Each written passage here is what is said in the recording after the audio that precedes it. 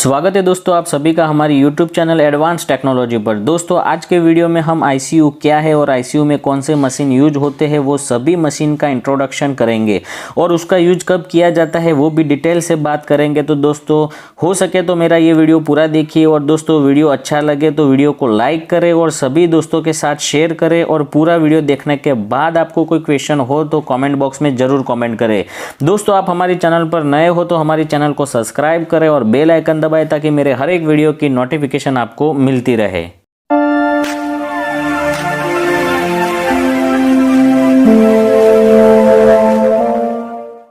ICU का मतलब है इंटेंसिव केयर यूनिट, यानी कि जिस पेशेंट की हालत बहुत गंभीर हो जाती है और जितने टाइम वो गंभीर कंडीशन से बाहर नहीं निकलता है तब तक उसको कंटिन्यूअसली अंडर ऑब्जर्वेशन में रखना पड़ता है। तो उसके लिए हॉस्पिटल में एक अलग से वार्ड होता है जिस वार्ड के अंदर लेटेस्ट टेक्नोलॉजी वाले इक्विपमेंट होते हैं और उस वार्ड के अंदर patient continuously doctor, medical officers and nursing staff के कंटिन्यूअसली अंडर ऑब्जर्वेशन में रहता है।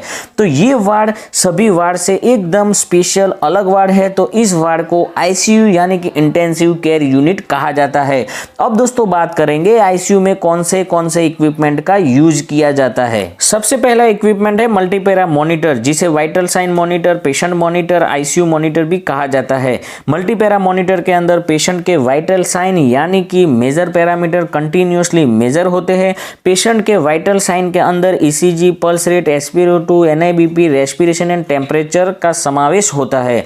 ईसीजी का मतलब है electric activity of heart, pulse rate का मतलब है हार्ट एक मिनट के अंदर कितनी बार पंप करता है, SpO2 का मतलब है ब्लड के अंदर कितना ऑक्सीजन सैचुरेट है, NIBP का मतलब है systolic and diastolic blood pressure, respiration का मतलब है पेशेंट एक मिनट के अंदर कितनी बार ब्रीथिंग करता है और टेम्परेचर का मतलब है पेशेंट की बॉडी का टेम्परेचर। तो ये मेजर पैरामीटर यानी कि वाइटल साइन कंटिन्यूअसली मॉनिटर के अंदर मेजर रहते हैं, मेजर होते हैं। डॉक्टर उसको कंटिन्यूअसली ऑब्जर्वेशन करते रहते हैं और मल्टीपैरा मॉनिटर के अंदर जो भी वाइटल साइन पेशेंट के दिखाते हैं उसके आधार पर डॉक्टर तय करता है, डिसीजन लेता है कि पेशेंट की कंडीशन कैसी है। दूसरा इक्विपमेंट है सेंट्रल मॉनिटरिंग सिस्टम, यानी कि दोस्तों ये कोई इक्विपमेंट नहीं है लेकिन ये पूरी सिस्टम्स है और ये सिस्टम्स आईसीयू के अंदर अवेलेबल होती है।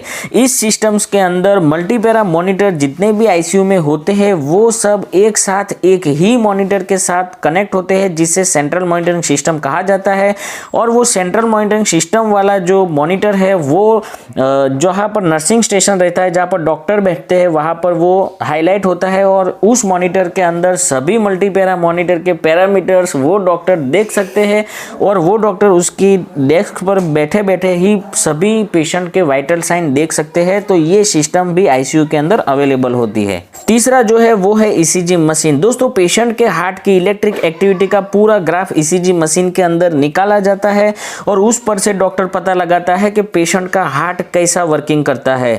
दोस्तों ईसीजी मशीन का डायग्राम आप इमेज में देख सकते हो। इस टाइप के अलग अलग single channel, 3 channel and 12 channel ECG अलग अलग आईसीयू के अंदर अवेलेबल होते हैं। दोस्तों चौथा इक्विपमेंट है मैकेनिकल वेंटिलेटर। दोस्तों वेंटिलेटर का यूज जब पेशेंट की रेस्पिरेटरी सिस्टम काम नहीं करती है तब उसको बाहर से पूरा रेस्पिरेटरी सिस्टम कंट्रोल करता है। उसका दिमाग काम करता है, उसका हार्ट काम करता है, लेकिन उसकी रेस्पिरेटरी सिस्टम यानी कि ब्रीदिंग सिस्टम, इनहेल एक्सेल कुछ नहीं कर सकता। उस टाइम पर वेंटिलेटर का यूज किया जाता है और वेंटिलेटर पेशेंट की पूरी रेस्पिरेटरी सिस्टम को बाहर से कंट्रोल करता है।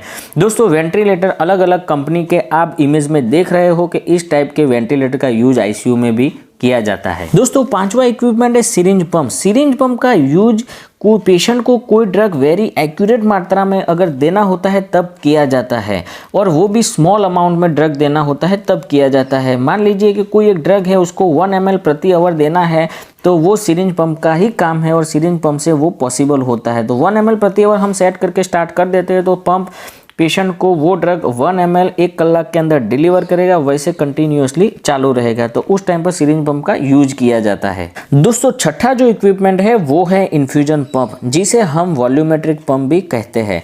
दोस्तों सिरिंज पंप और वॉल्यूमेट्रिक पंप का काम एक जैसा ही है, लेकिन सिरिंज पंप के अंदर स्मॉल अमाउंट में वेरी एक्यूरेट मात्रा में ड्रग डिलीवर होता है, वैसे ही इन्फ्यूजन पंप के अंदर वो थोड़ा ड्रग का वॉल्यूम ज़्यादा रहता है, यानी कि 20 ml प्रति आवर, 30 ml प्रति आवर, वो पेशेंट को वेरी एक्यूरेट मात्रा में ड्रग डिलीवर करता है। उस इन्फ्यूजन पम्प के अंदर डायरेक्ट IV लाइन कनेक्ट होती है और हम जो इन्फ्यूजन पम्प के अंदर रेट सेट करते हैं, मान लीजिए कि 20 ml सेट किया है तो पेशेंट को प्रति आवर 20 ml ही ड्रग डिलीवर करेगा। तो इन्फ्यूजन पंप का यूज भी ICU के अंदर होता है। दोस्तों 7वां मशीन है BiPAP machine. BiPAP machine ventilator का ही एक भाग है, एक पार्ट है, लेकिन वेंटिलेटर के अंदर इन्वेंसिव एंड नॉन इन्वेंसिव दोनों थेरापी अवेलेबल होती है। इन्वेंसिव मतलब हम इंक्यूबेशन करके भी उसकी रेस्पिरेटरी सिस्टम को कंट्रोल कर सकते हैं, और नॉन इन्वेंसिव बाहर से पूरा मास्क लगा के फिर भी वो उसकी रेस्पिरेटरी सिस्टम को हम कंट्रोल कर सकते हैं। तो बाईपेप मशीन के अंदर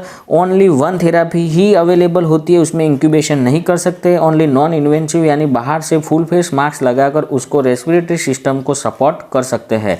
तो बाईपेप मशीन भी ICU के अंदर अवेलेबल होता है। दोस्तों 8वां जो इक्विपमेंट है वो है सक्शन मशीन, जिसे वैक्यूम मशीन भी कहा जाता है। सक्शन मशीन का यूज पेशेंट की एयरवे में से bleeding, secretion and other fluid को क्लीन करने के लिए यूज किया जाता है। जैसे क्लीन करने से पेशेंट को ब्रीदिंग लेने में आसानी हो जाती है। दोस्तों 9 नंबर का जो इक्विपमेंट है वो है फुल्ली ऑटोमेटिक ICU बेड, जिसके अंदर हम जो भी चाहे उस टाइप की पेशेंट को पोजीशन दे सकते हैं। वो भी फुल्ली ऑटोमेटिक होता है, जो पूरा रिमोट से कंट्रोल होता है, इलेक्ट्रिक बेड होता है। तो जब भी चाहे उसका head up, bed down, head down, सब पोजीशन हम फुल्ली ऑटोमेटिक ICU बेड के अंदर दे सकते हैं। दोस्तों 10वां जो इक्विपमेंट है वो है पोर्टेबल वेंटिलेटर। दोस्तों पोर्टेबल वेंटिलेटर साइज में स्मॉल होता है रेगुलर वेंटिलेटर से, ताकि हम एक जगह से दूसरी जगह उसको काफ़ी आसानी से ले जा सके, कैरी कर सके। वेंटिलेटर का काम सेम एज रेगुलर वेंटिलेटर जैसा ही काम है। वो पेशेंट को रेस्पिरेटरी सिस्टम को सपोर्ट करता है, पेशेंट के रेस्पिरेटरी सिस्टम को सपोर्ट करता है। और दोस्तों पोर्टेबल वेंटिलेटर का डायग्राम आप इमेज में देख सकते हो। 11वां जो इक्विपमेंट है वो है पल्स ऑक्सीमीटर। दोस्तों वैसे तो ICU के अंदर मल्टीपैरा मॉनिटर होते हैं, तो पल्स ऑक्सीमीटर का कोई रोल नहीं होता है, लेकिन ICU के अंदर ये पल्स ऑक्सीमीटर इसलिए होता है कि कोई टाइम पर अगर कोई एक बेड पर मल्टीपैरा मॉनिटर अगर ख़राब हो गया है तो हम टेम्पररी पल्स ऑक्सीमीटर का यूज कर सकते हैं। ये pulse oximeter table top pulse oximeter रहता है, उसके अंदर पेशेंट के पल्स यानी कि उसकी हार्ट रेट, दूसरा जो है वो है सैचुरेशन SpO2 हमें दिखाता है। तो ये स्मॉल साइज का पल्स ऑक्सीमीटर है, इसको इजीली यहाँ से वहाँ हम कैरी कर सकते हैं। दोस्तों 12वां जो इक्विपमेंट है वो है ब्लड वार्मर। दोस्तों ब्लड वार्मर का यूज तब होता है कि जब पेशेंट को कोई ब्लड देना होता है तो वो ब्लड काफ़ी ठंडा होता है, तो उसको बॉडी टेम्परेचर के अंदर हीट करने के लिए ब्लड वार्मर का यूज किया जाता है। वो भी ICU के अंदर ब्लड वार्मर रहता है। दोस्तों 13वां जो इक्विपमेंट है वो है डिफिब्रिलेटर मशीन, उसे डिफिब मशीन भी कहा जाता है। दोस्तों कार्डियक अरेस्ट के टाइम पर डिफिब मशीन का यूज कर उसका कार्डियक अरेस्ट से पेशेंट को बाहर निकाला जाता है। जब वेंट्रिकुलर फिब्रिलेशन हो जाता है, यानी कि उसका हार्ट सही तरीके से काम नहीं करता है, उसके अंदर जो पूरी रिदम है वो चेंज हो जाती है, उस टाइम पर उसको रेगुलेट करने के लिए डिफिब मशीन से शॉक देकर उसको रेगुलेट किया जाता है। तो डिफिब मशीन ICU का वेरी इंपॉर्टेंट इक्विपमेंट है। दोस्तों 14वें नंबर का जो मशीन है वो है ABG मशीन, यानी कि आर्टेरियल ब्लड गैस एनालाइजर। तो दोस्तों हमारे आर्टरीज के अंदर जो ब्लड है उसके अंदर कितनी मात्रा में ऑक्सीजन है और कितनी मात्रा में कार्बन डाइऑक्साइड है, उसको इमरजेंसी में मेजर करने के लिए ABG मशीन भी ICU के अंदर होता है।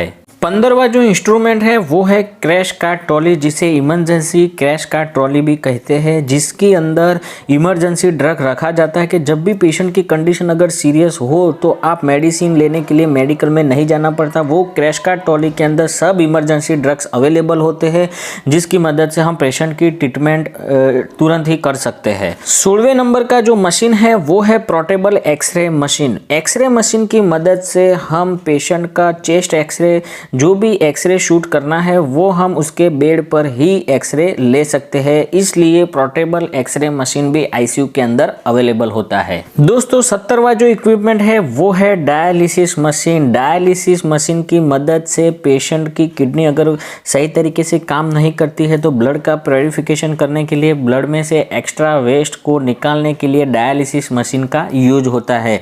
तो डायलिसिस मशीन भी ICU के अंदर अवेलेबल होता है। 18वां जो इक्विपमेंट इक्विपमेंट है वो है DVT pump, deep vein thrombosis, यानी कि पैर के वेन के अंदर ब्लड का क्लोटिंग हो जाता है, तब ब्लड फ्लो को इंक्रीज करने के लिए और क्लोटिंग को रिमूव करने के लिए डीवीटी पंप का यूज किया जाता है।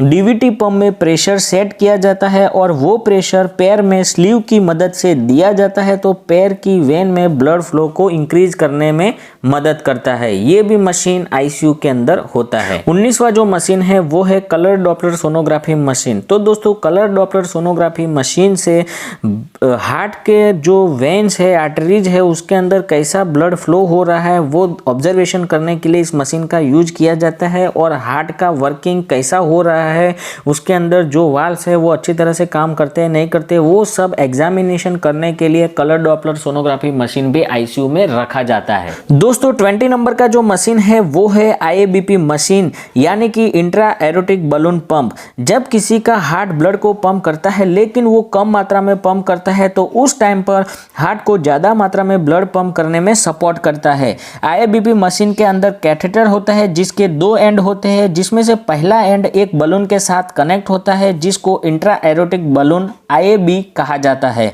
और दूसरा एंड कंप्यूटर के कंसोल के साथ कनेक्ट होता है, जो कंसोल हार्ट बीट के साथ बलून को इन्फ्लेटिंग एंड डिफ्लेटिंग करने में मदद करता है। तो इसी तरह आईएबीपी मशीन हार्ट को ज्यादा मात्रा में ब्लड पंप करने में सपोर्ट करता है। 21 नंबर पे जो है वो है मेडिकल गैसेस, यानी कि आईसीयू के अंदर सेंट्रल लाइन होती है जिसके अंदर ऑक्सीजन सेंट्रल सप्लाई होता है, मेडिकल एयर का सेंट्रल सप्लाई होता है, और सक्शन का भी, वैक्यूम का भी सेंट्रल सप्लाई होता है, वो भी आईसीयू के अंदर रहता है। अब दोस्तों बात कर लेते हैं छोटे इक्विपमेंट की, जिसमें से है एक्सरे व्यूअर, जिसके अंदर हम एक्सरे फिल्म को वेरी एक्यूरेट दे सकते हैं। दूसरा है स्पिग्नोमोनोमीटर, जिसके अंदर हम ब्लड प्रेशर को मेजर कर सकते हैं। स्टेथोस्कोप है, अम्बुबैक है, जिसे हम मैन्युअली वेंटिलेशन यानी कि रेस्पिरेटरी सिस्टम को सपोर्ट कर सकते हैं। लेरिंजोस्कोप, जिसकी मदद से हम वेरी एक्यूरेट इंक्यूबेशन कर सकते हैं। पोर्टेबल पल्स ऑक्सीमीटर, जिसकी मदद से हम SpO2 और पल्स को मेजर कर सकते हैं। नेब्यूलाइजर, जिसकी मदद से हम नेब्यूलाइजेशन की जो मेडिसिन है वो दे सकते हैं। ग्लूकोमीटर, जिसकी मदद से हम ब्लड शुगर को चेक कर सकते हैं। इलेक्ट्रॉनिक नीडल कटर, जिसके अंदर हम जो भी सिरिंज और नीडल यूज की है उसको बर्न करके कट कर देते हैं। तो दोस्तों यहाँ पर मैंने आईसीयू के सभी इक्विपमेंट के बारे में आपको समझाया है। फिर भी आपको कोई क्वेरी है तो आप कमेंट बॉक्स में ज़रूर कमेंट करें। दोस्तों मेरा ये वीडियो अगर आपको अच्छा लगा है तो प्लीज़ प्लीज़ प्लीज़ एक लाइक ज़रूर करें और मेरे वीडियो को शेयर करें अपने फ्रेंड्स के साथ। दोस्तों मेरी चैनल को आपने सब्सक्राइब नहीं किया तो सब्सक्राइब करें, बेल आइकन दबाएं ताकि मेरे ऐसे हर एक वीडियो की नोटिफिकेशन आपको मिलती रहे। मिलते हैं दोस्तों ऐसे नए वीडियो के साथ, तब तक के लिए वंदे मातरम।